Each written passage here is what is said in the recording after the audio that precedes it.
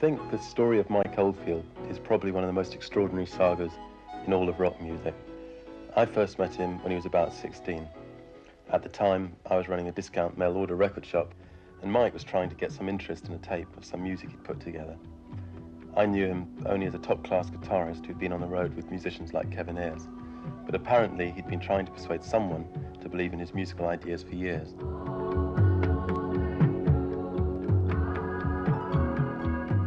We were all a bit broke at Virgin at that time, but we offered him the use of our sound studio, which was and is in a rather grand house near Oxford called The Manor, and disappeared to work on his tapes.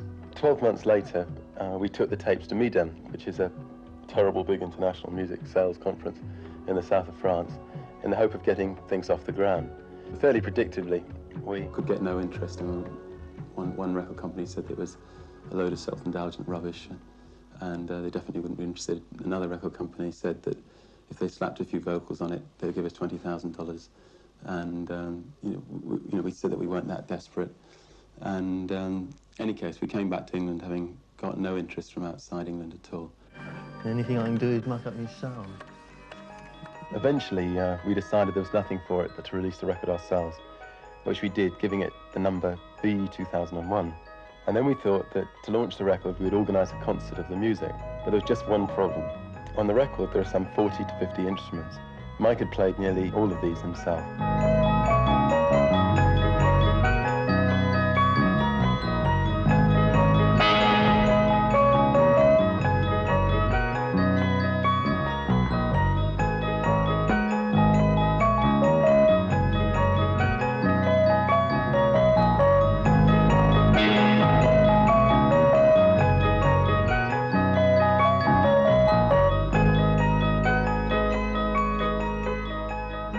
The concert was a huge success, and the music, Tubular Bells, with almost no promotion, began to sell faster than we could make copies of it.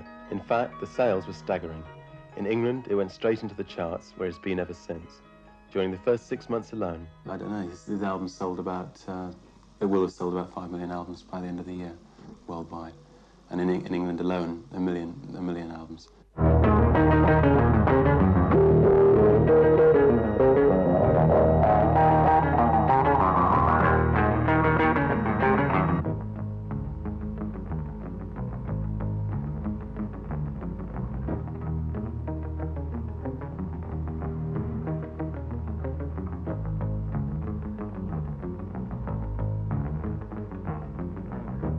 We, of course, were delighted and immediately began to think of ways of promoting the record in America, Australia, or wherever. But again, there was just one problem. Mike had disappeared. As a result of the concert, he'd had something of a breakdown and had vanished to his parents' house, apparently to build a duck pond. So we were faced with the nightmare of a #1 artist who would not be interviewed, who would not play in public, would not travel, who just wanted to sit at home and compose.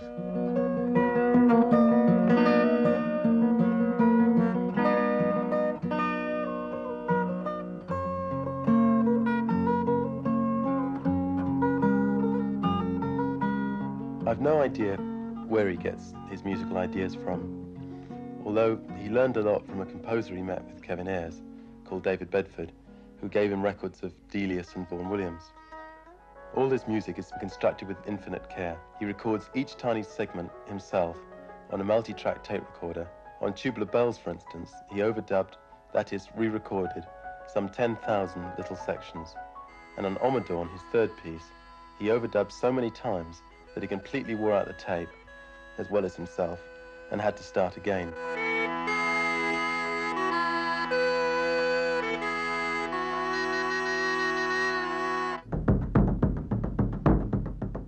The mixer that he's now got, and in which he's recorded the music for his new space movie, has given him slightly greater freedom. You start with a raw sound, going straight into the mixer, equalise that, maybe so it's a lot brighter. A bit brighter.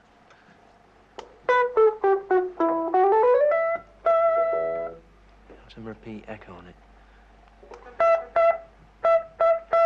Just one repeat.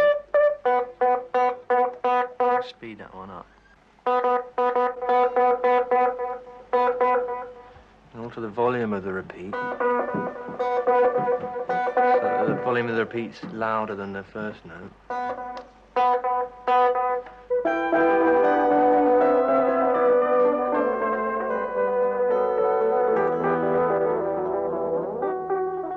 Mike writes out a score, or normally writes out a score, just like any other composer. And then, having recorded the different elements of his music, he just mixes them all together. One piece, which maybe lasts for 40 to 45 minutes, can take him as long as a year. Oh, that sounds like a very hoarse little animal, a sore throat. Tremolo guitar.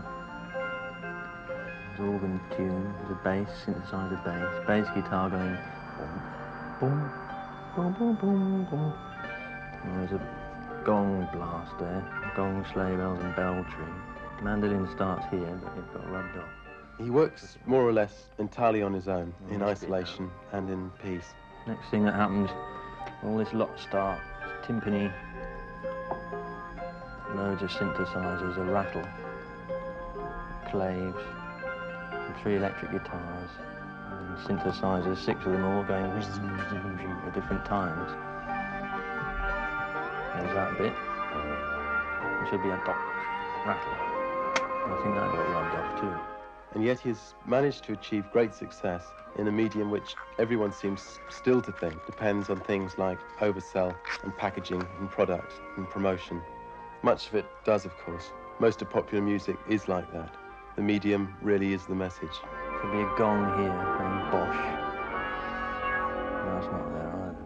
But fortunately, there are a few exceptions. There are musicians working today in the rock medium who have chosen pop or rock or whatever you want to call it as the best language, the language that speaks to the most people to say what they want to say.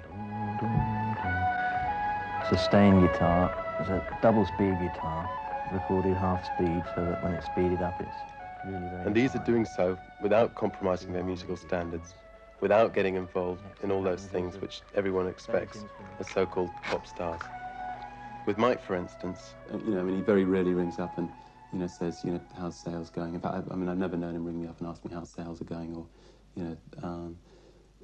he's never interested in reviews or features or anything about himself. I think that there are some musicians like Elton John who are into it in a business way, and into projecting a whole image, which Mike happens not to be.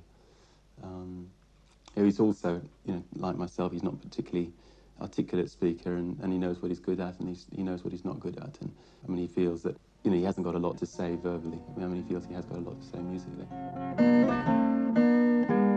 That's the first one. And the other one is. The other one is.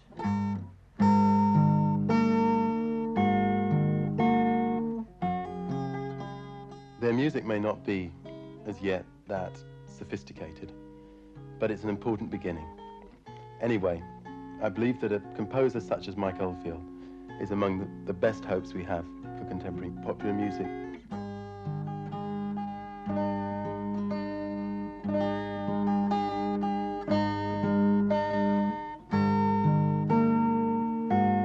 That's the second one. They both fit together beautifully.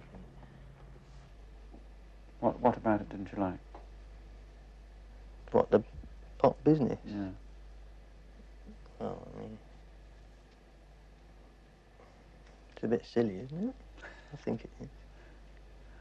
Don't really get involved in it. What sort of things? What sort of things are silly? Well, I mean, I can't pretend at all.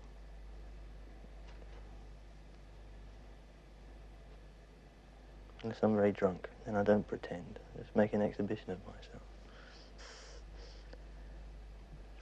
I suppose most of it is making an exhibition of yourself, isn't it? I'd rather just do it here.